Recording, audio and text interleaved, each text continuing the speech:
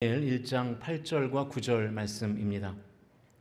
구약성경 1231면 다니엘 1장 8절과 9절 말씀을 우리 다 같이 한 목소리로 읽겠습니다. 시작.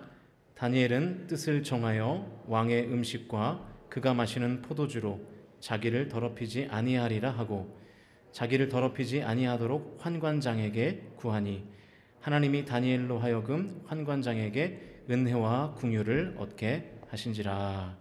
아멘. 할렐루야. 오늘은 일어나면 일하신다라는 제목으로 하나님 말씀 나누도록 하겠습니다. 우리 옆에 분들하고 다시 한번 인사하실까요? 잘 오셨습니다. 한번 인사하시길 바랍니다.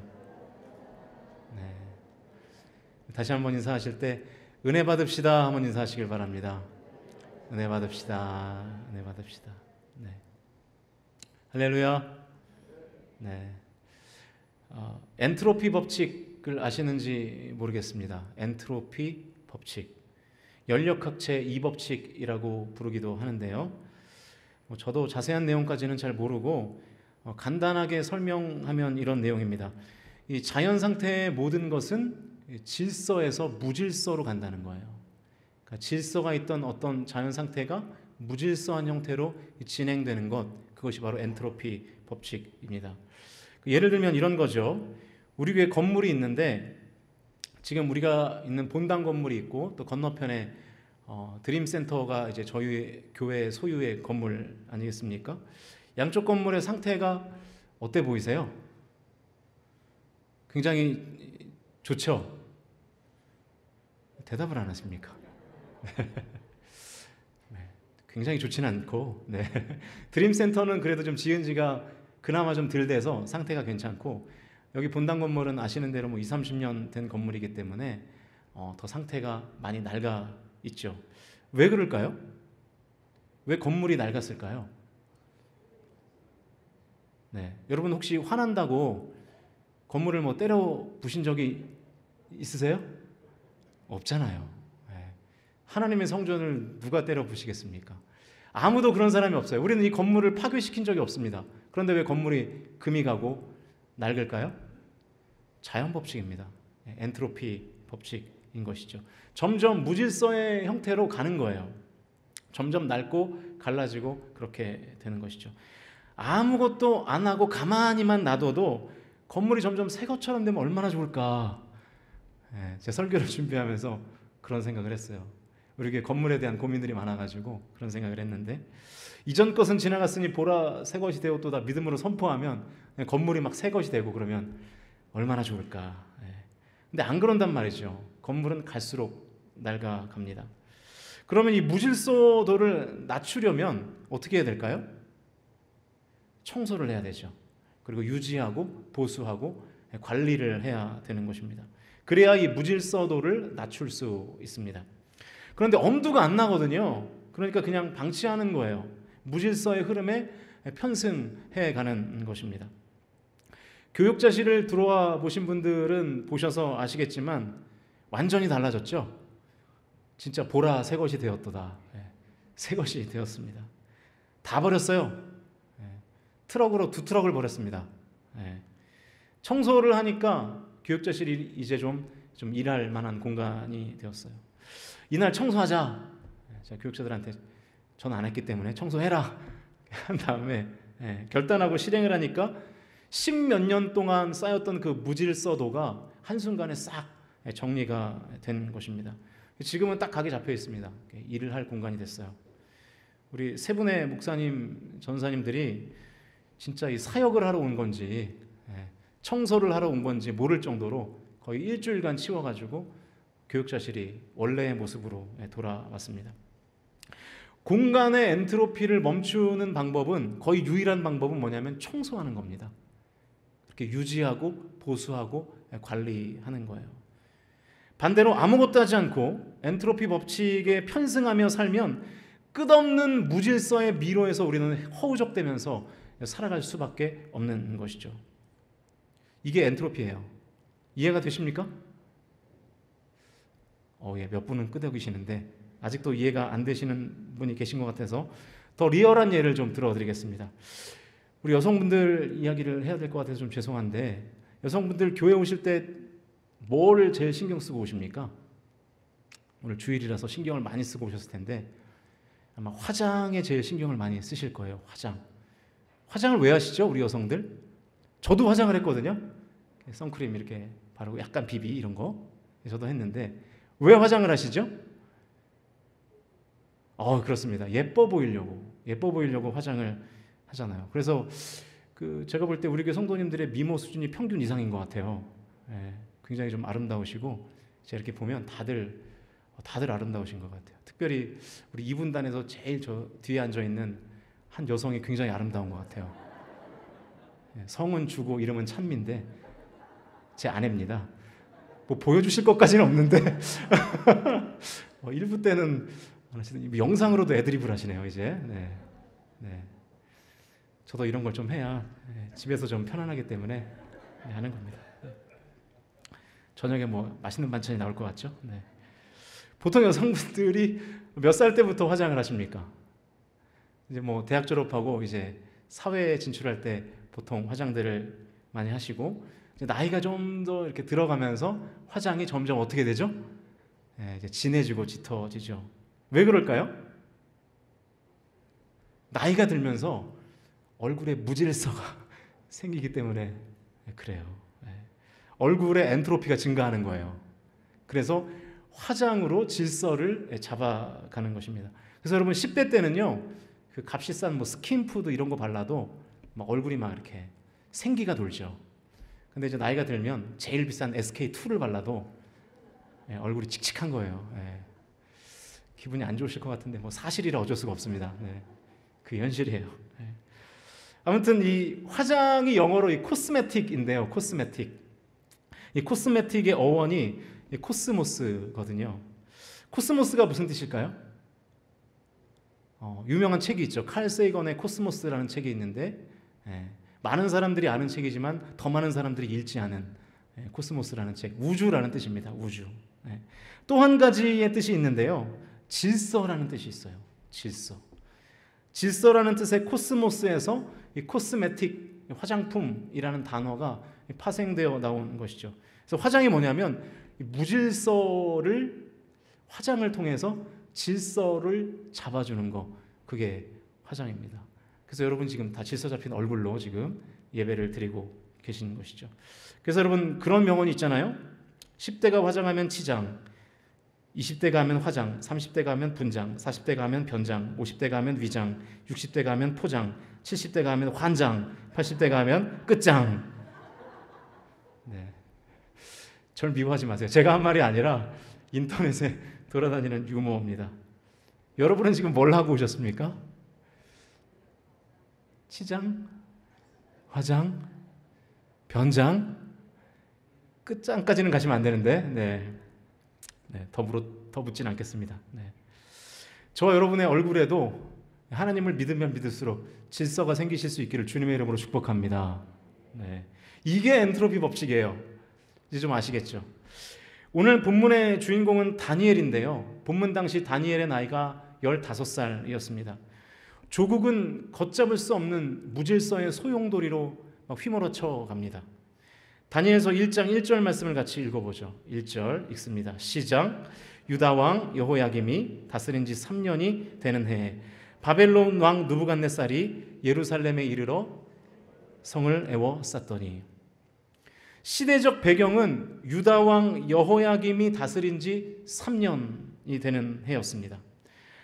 하나님께서 예레미야 선지자들을 통해서 여호야김에게 바벨론과 친화 정책을 펴라 이렇게 메시지를 보냈음에도 불구하고 이 여호야김은 애굽과 계속해서 친화 정책을 펴죠. 오히려 이 자기 자신을 왕으로 옹립해준 애굽에 붙어서 그 애굽과 정치를 하려고 하는 거예요. 그 결과 왕이 된 지 3년 만에 느부갓네살 왕의 바벨론이 예루살렘을 다 점령해 버렸습니다.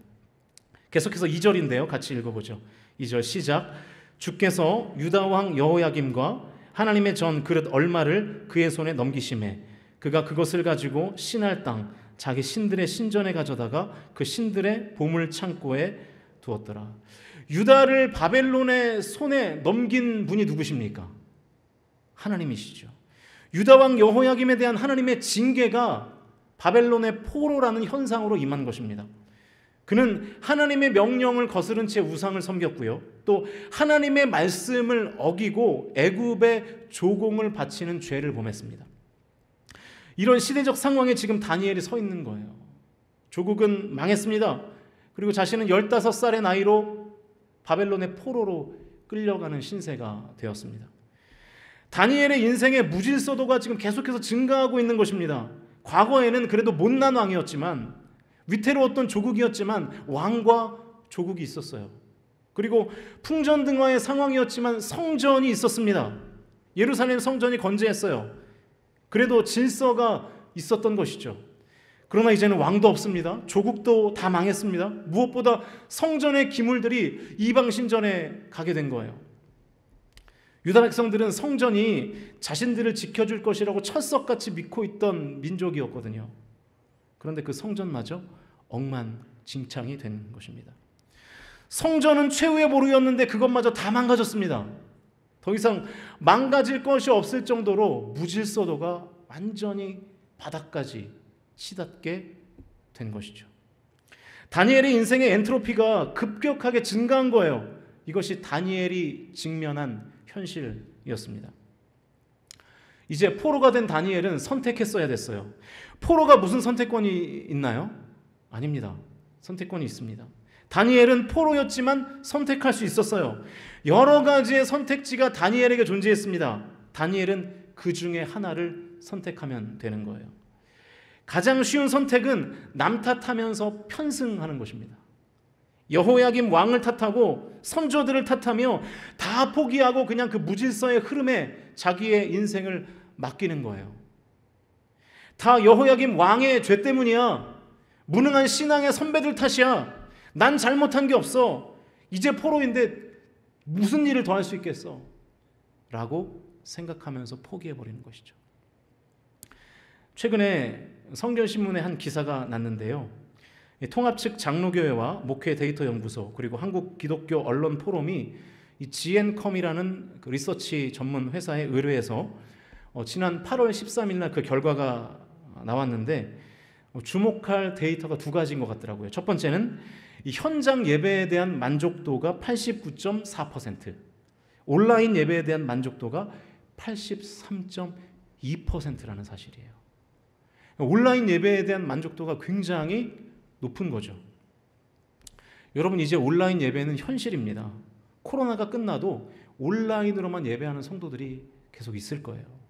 그래서 우리 교회도 좋은 온라인 시스템을 갖추려고 아무튼 애를 쓰고 있어요. 어제도 밤 늦게까지 우리 영상 음향팀 막 작업하고 그랬는데, 그런데 이 시스템 구축이라는 거는 이 재정의 형편에 따라서 그 질이 너무나 차이가 심하기 때문에 사실은 제가 좀 고민이 많습니다. 그 부분에 대해서. 드라마틱하게 달라지지는 못해도 조금씩 좋아지는 모습을 계속해서 우리 성도님들에게 보여드리도록 하겠습니다. 특별히 우리 온라인으로 예배드리시는 성도님들은 좀 참고 인내해 주시면 감사하겠습니다. 또 한 가지 주목할 데이터가 있는데요. 이 코로나19 상황에서 신앙이 약해진 것 같다라는 응답이 29.5%, 신앙이 깊어진 것 같다는 응답이 18.3%라는 것입니다. 당연한 결과죠. 교회에서 행해졌던 대부분의 사역을 못하다 보니까 당연히 신앙이 위축되는 거 아니겠습니까? 그런데 제가 설교를 준비하는 중에 이 데이터들을 보면서 진짜 그냥 당연한 결과로 받아들여야 될까? 라는 질문이 생기더라고요. 상식적으로 보면 분명히 당연한 결과인데 당연하게 받아들이는 제가 하나님 앞에 좀 죄송하다라는 마음이 들었어요.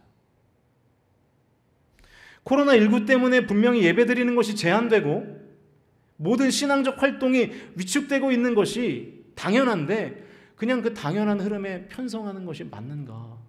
목회자로서 또 한 사람의 성도로서 그렇게 살아가는 것이 맞는가? 내 신앙이 쪼그라드는 것은 그냥 코로나 탓이지 내 탓이 아니야 라고 코로나 탓만 하면서 이렇게 생각하고 약간 체념하듯이 그냥 그 흐름에 몸을 맡기는 것이 맞는가 하는 거예요. 여러분, 이게 맞는 걸까요? 잘 모르겠어요, 아직도 사실은. 다니엘도 충분히 남 탓할 수 있는 상황이었습니다. 다니엘이 뭘 잘못했나요, 여러분?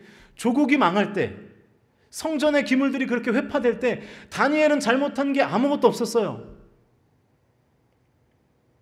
다니엘도 그냥 편하게 편승해 갈 수 있었습니다. 왕을 탓하고 선조들을 탓하면서 그냥 바벨론이 시키는 대로, 바벨론의 포로로 그냥 그 무질서의 흐름에 내 몸을 맡기고 그 흐름에 편승해 갈 수 있었다고요. 사실 어쩌면 그게 제일 쉽고 상식적인 방법인지도 모르죠. 그런데 오늘 본문에서 다니엘은 안 그렇더라고요, 여러분. 편승을 선택하지 않고 다른 걸 선택하더라고요. 1장 8절 말씀인데요. 같이 한번 볼까요? 1장 8절. 다 같이 읽겠습니다. 시작.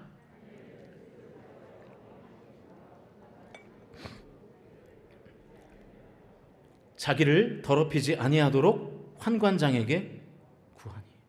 다니엘은 무질서와 혼돈의 흐름에 편승하는 것을 선택하지 않았습니다. 다니엘은 뜻을 정하는 선택을 했어요. 그 흐름을 멈춰야겠다. 그 흐름을 끊어야 되겠다. 라고 뜻을 정했습니다.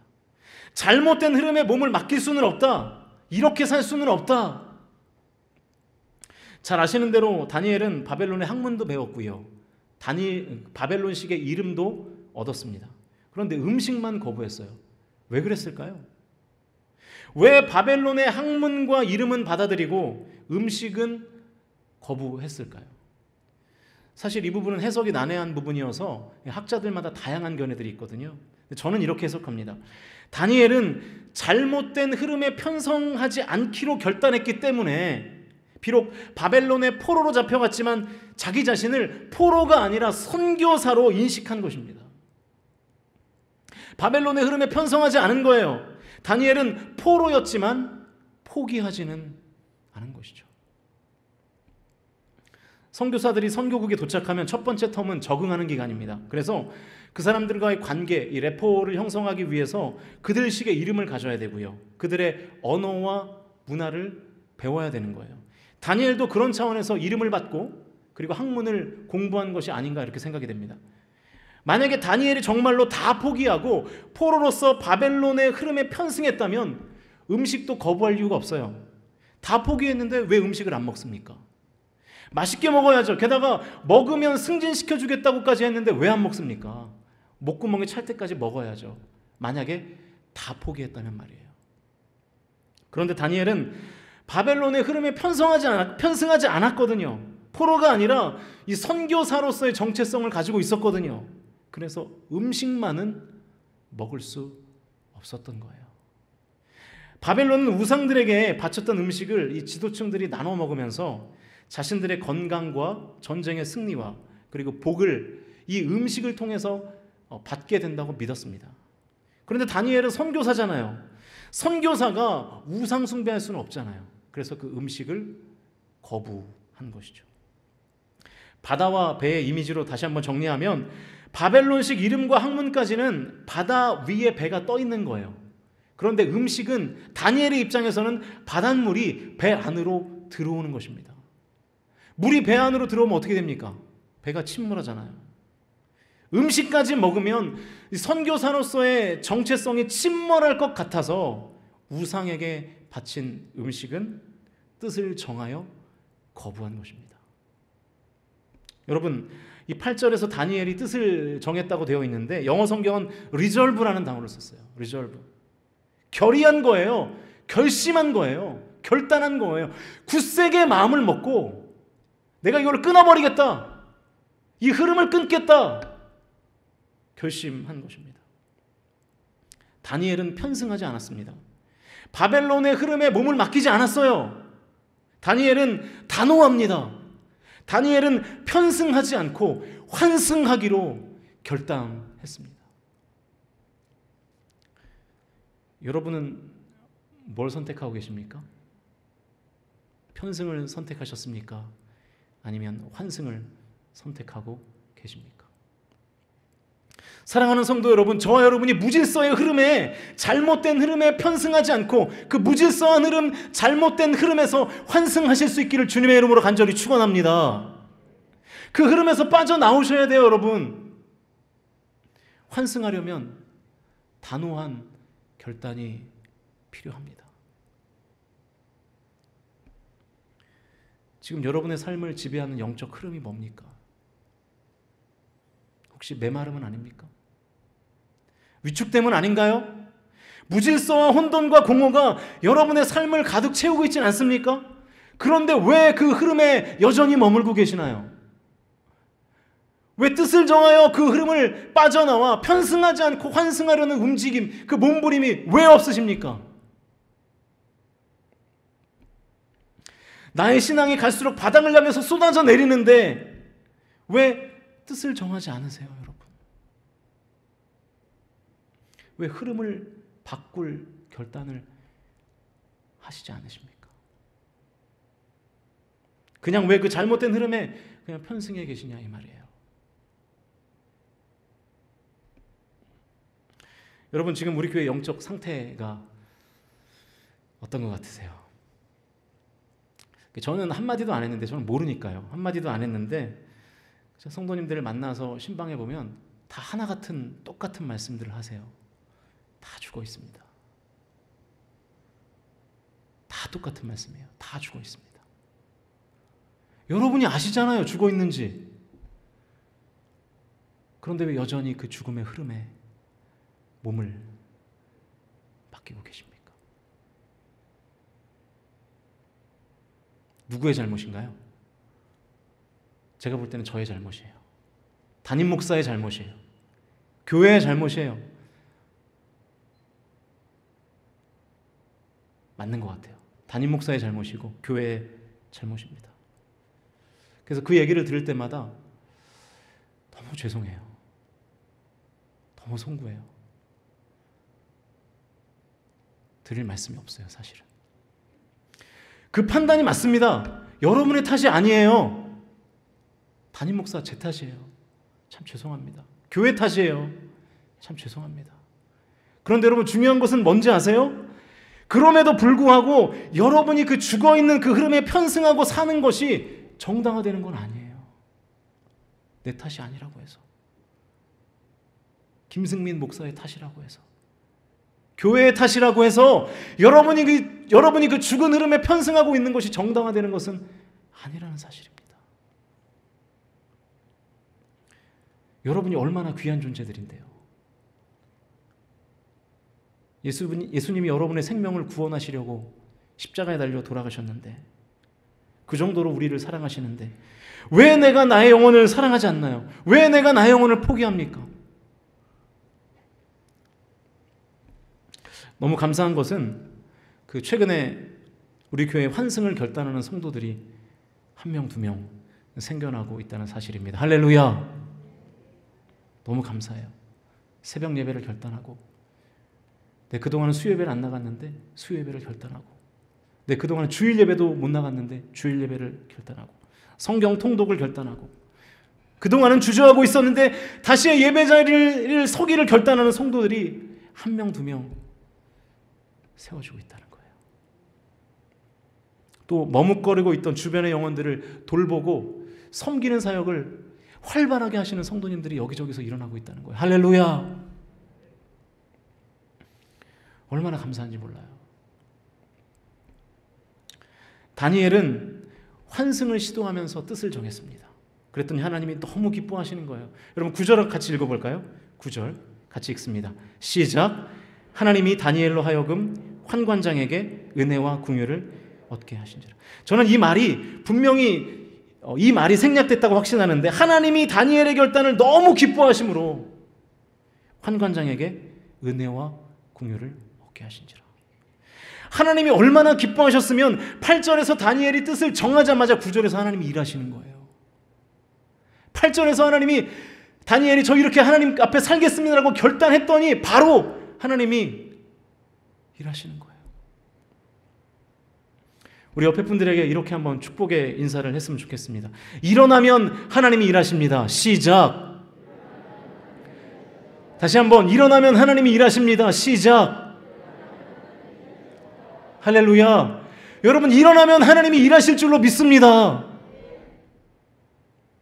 사랑하는 성도 여러분, 우리가 뜻을 정하고 분연히 일어나면 하나님은 분명히 일하실 거예요. 분명히 일하실 겁니다. 우리가 일어나면 하나님은 일하십니다. 이것을 믿으시기를 축복합니다. 담임 목사로서 여러분에게 정말로 간절히 호소합니다. 뜻을 정하시고 일어나십시오. 예배를 회복하십시오. 기도를 회복하세요. 찬송을 회복하십시오. 섬김과 봉사를 회복하십시오. 언제까지 죽어 계실 겁니까?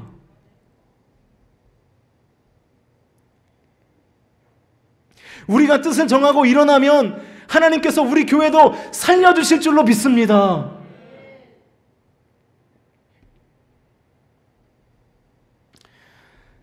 지금 저와 여러분은 성도로서 인생을 거꾸로 살고 있어요. 사는 대로 믿는 인생을 살고 있어요. 흘러가는 대로 믿는 거예요. 상황이 주는 메시지를 믿는 거예요. 포로가 되면 난 포로구나. 그렇게 포로로 살아가는 거예요. 메말라 있으면 나는 부러져서 메마른 가지구나. 할 수 없지 뭐. 이렇게 상황이 주는 메시지를 믿고 살아가는 거예요. 그런데 성도의 삶은 사는 대로 믿는 삶이 아니라 믿는 대로 사는 삶인 줄로 믿습니다. 믿음으로 사십시오. 사는 대로 믿지 마시고요. 난 포로가 아니야. 난 선교사야. 난 부러진 가지가 아니야. 난 시냇가에 심겨진 나무야. 이렇게 믿으실 수 있기를 주님의 이름으로 축복합니다. 나는 철을 따라 많은 열매를 맺을 거야. 믿음대로 사는 삶에 반드시 나타나야 하는 현상이 바로 결단입니다. 결단. resolve. 결단. 뜻을 정하는 거예요, 여러분. 정말로 여러분이 믿음대로 산다면 여러분의 삶 가운데 정한 뜻이 생길 겁니다. 로마서 12장 2절 같이 한번 읽어보죠. 시작. 너희는 이 세대를 본받지 말고 오직 마음을 새롭게 함으로 변화를 받아 하나님의 선하시고 기뻐하시고 온전하신 뜻이 무엇인지 분별하도록 하라. 마음을 새롭게 하는 것이 뭡니까? 뜻을 정하는 거잖아요. 하나님의 선하시고 기뻐하시고 온전하신 뜻이 무엇인지를 분별하고 살겠다고 결단하는 거잖아요. 뜻을 정하여 믿는 대로 사는 삶이 성도의 삶입니다. 복음 밖에 있는 사람들이 저와 여러분을 볼 때 저 사람들은 거꾸로 사네, 이런 평가를 받으셔야 됩니다. 우리는 사는 대로 믿는데 저 사람들은 믿는 대로 사네. 그래서 정한 뜻이 있구나. 뚜렷한 철학이 있구나. 말씀에 근거한 결단이 있구나. 이렇게 되어야 하는 것이죠. 사는 대로 믿는 것이 아니라 믿음대로 살면 여러분 어떤 일이 벌어지는지 아세요? 다니엘서 1장 15절과 16절 말씀 같이 읽겠습니다. 시작. 열흘 후에 그들의 얼굴이 더욱 아름답고 살이 더욱 윤택하여 왕의 음식을 먹는 다른 소년들보다 더 좋아 보인지라. 그리하여 감독하는 자가 그들에게 지정된 음식과 마실 포도주를 제하고 채식을 주니라. 처음에는 열흘 동안만 제한적으로 채식을 허락했던 환관장이 뜻을 정하고 결단했던 다니엘에게 무제한 채식을 허락해요. 저는 이 말을 이렇게 해석했습니다. 환관장의 입장에서 보면 다니엘이 지금 거꾸로 살고 있잖아요. 아니, 고기를 먹어도 시원찮을 판에 무슨 채식이냐. 그런데 가만히 보니까 환관장 자신이 거꾸로 살고 있다는 것을 깨닫는 거예요. 그래서 다니엘에게 아니야, 네 패턴대로 살아. 채식을 계속 먹고 살아. 이렇게 된 것이죠. 다니엘의 결단을 인정해 준 거예요, 세상 사람이. 다니엘이 환관장의 기준이 된 것입니다. 이게 뭡니까? 이게 전도죠. 이게 선교죠. 다른 게 전도가 아닙니다. 믿음대로 살면 그것이 내 삶이 그리스도의 사랑이 되고 그리스도의 편지가 되고 그리스도의 향기가 되어 전도가 되는 것이죠. 이제 말씀을 정리하겠습니다.